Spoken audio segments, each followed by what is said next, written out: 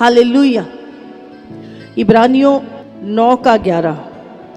परंतु जब मसीह आने वाली अच्छी अच्छी वस्तुओं का महायाजक होकर आया तो उसने और भी बड़े और सिद्ध तंबू से होकर, जो हाथ का बनाया हुआ नहीं अर्थात इस सृष्टि का नहीं, और बकरों और बछड़ों के लहू के द्वारा नहीं, पर अपने ही लहू के द्वारा एक ही बार पवित्र स्थान में प्रवेश किया और अनंत छुटकारा प्राप्त किया।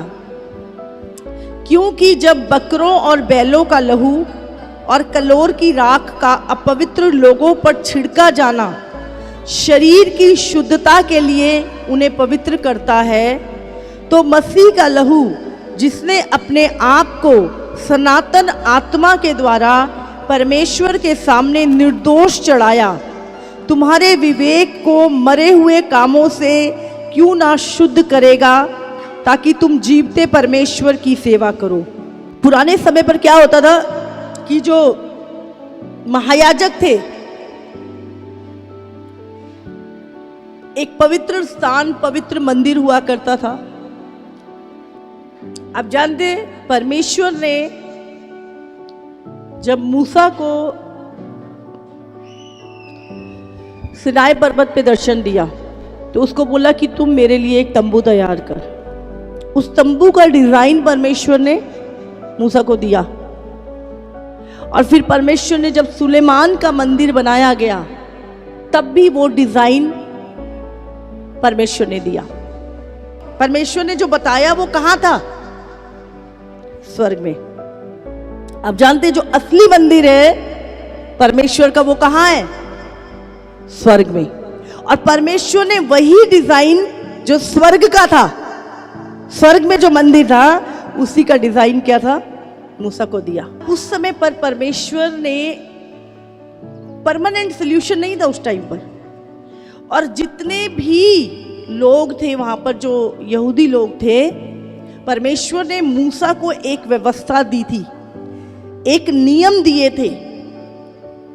और उसमें क्या होता था, वो जो एक परिवार होता था, एक व्यक्ति होता था, वो बछड़े के ऊपर हाथ रखता था और उसके सारे पाप बछड़े में चले जाते थे, और उस बछड़े को बलि किया जाता था, और उसका लहू ले जाकर उस परमेश्वर के मंदिर में प्रायश्चित के रूप में चढ़ाया जाता था। और इस तरह लाखों बलियां जो थी वो चढ़ाई जाती थी। क्या लिखा है? बिना लहू बहाए पापों की क्षमा नहीं है। तो उस टाइम पर ये टेम्परेरी जो इलाज था ये होता था, और साल में एक बार हर परिवार, हर मनुष्य के लिए एक बलि चढ़ाई जाती थी। जो थोड़े गरीब होते थे वो कबूतर की दे देते थे, जो थोड़े अमीर होते थे वो बछड़ों की, उससे भी मेढ़ों की, इस तरह अलग अलग तरह की बलियां उस मंदिर में चढ़ाई जाती थी। तो यहाँ पर क्या लिखा है, हम जब इसको पढ़ रहे हैं तो हम वचन को समझ रहे हैं कि जो यीशु मसीह है वो अच्छी वस्तुओं का महायाजक को कराया, तो उसने और भी बड़े और सिद्ध तंबू में से होकर, जो हाथ का बनाया हो नहीं और ना इस सृष्टि का है। ठीक है, फिर यहाँ लिखा है बकरों और बछड़ों और लहू के द्वारा नहीं, पर अपने लहू के द्वारा एक ही बार, बार बार नहीं। क्या लिखा है? यीशु मसीह क्या था? वो पवित्र आत्मा के द्वारा आया, सनातन आत्मा जिसको हम बोलते हैं, है ना, वो लिखा है यहाँ पर। और अब वो कहां पर, वो कौन से तंबू में गया? कौन से तंबू में? जो इस सृष्टि का नहीं है, जो सुलेमान का मंदिर नहीं था, जो मूसा का तंबू नहीं था। अब जब यीशु मसीह मुर्दों में से जी उठा, अगर आपको याद है यूहन्ना में मैं पढ़ाती हूँ आपको, जब यीशु मसीह ने अपना लहू लिया, किसके लिए? सबके पापों के प्रायश्चित के लिए, और एक ही बार, क्या लिखा है? सिद्ध तंबू से होकर, जो हाथ का बनाया हुआ नहीं था, वो एक ही बार अपना लहू लेकर वो असली मंदिर स्वर्ग में गया पिता के सामने। हालेलुया। और वो अपना लहू उसने पिता को चढ़ाया कि मैं सब मनुष्यों के लिए ये प्रायश्चित का लहू, जो भी मुझे ग्रहण करेगा वो इस लहू के द्वारा धोया जाएगा और उस पे दंड की आज्ञा नहीं होगी। हालेलुया। और यहां पर लिखा है वो अपने ही लहू के द्वारा एक ही बार, अब बार बार जरूरत नहीं थी, समझ रहे? यीशु मसीह ने हमारे पापों का प्रायश्चित एक ही बार द्वारा नहीं पर अपने ही लहू के द्वारा एक ही बार पवित्र स्थान में प्रवेश किया। अब ये कौन सा पवित्र स्थान?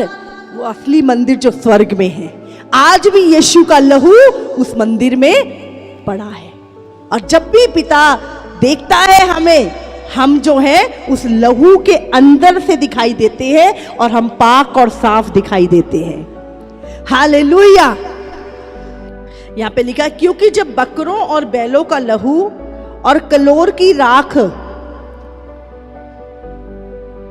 का अपवित्र लोगों पे छिड़का जाना, जब वो लहू प्रायश्चित का क्या होता था, जब बकरे को बलि करते थे और वो प्रायश्चित का लहू परमेश्वर के सामने लेके जाते थे और उसके बाद क्या था, उन लोग परमेश्वर के वहां से ला वो छिड़का जाता था लोगों के ऊपर, समझे? और उससे क्या होता था, लोग शरीर में शुद्ध हो जाते थे। तो यहां पे लिखा है वो शरीर की शुद्धता के लिए पवित्र करता था।